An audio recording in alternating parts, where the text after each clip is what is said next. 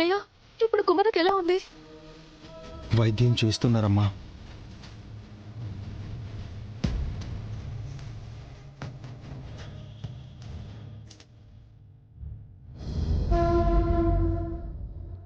ఏం చెయ్యను తల్లి, ఏం చేస్తే నువ్వు కరుణిస్తావు?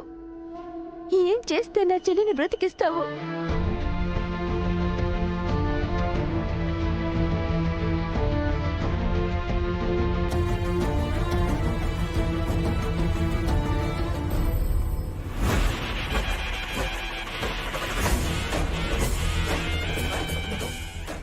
నా చెయ్యి కాలినా పర్లేదు, కానీ ఇక్కడితో ఆయుష్ పోయిందనేసి నా చెల్లి కట్టు మాత్రం కాలకూడదు.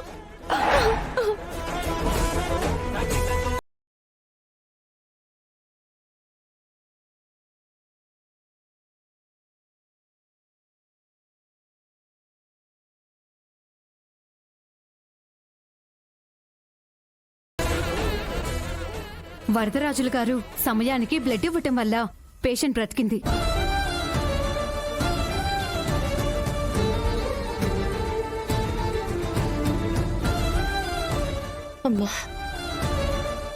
అమ్మయ్యా.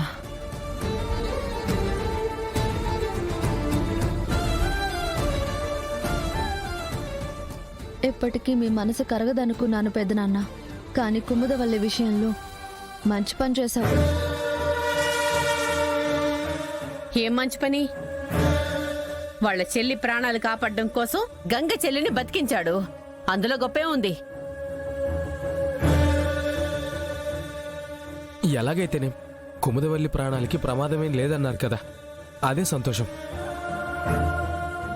లేదంటే శ్రీవల్లి వాళ్ళ చెల్లెల్ని పశువుల డాక్టర్తో బ్రతికించాలనుకుందేమో. సమయానికి ఇక్కడుంటే అదే పని చేసేవారు, కానీ దగ్గరగా ఉన్న హాస్పిటల్కి తీసుకొచ్చి మంచి పని చేశారు. పైగా ఇలాంటి యాక్సిడెంట్ విషయంలో ట్రీట్మెంట్ చేయడానికి పరికరాలు లేవండి.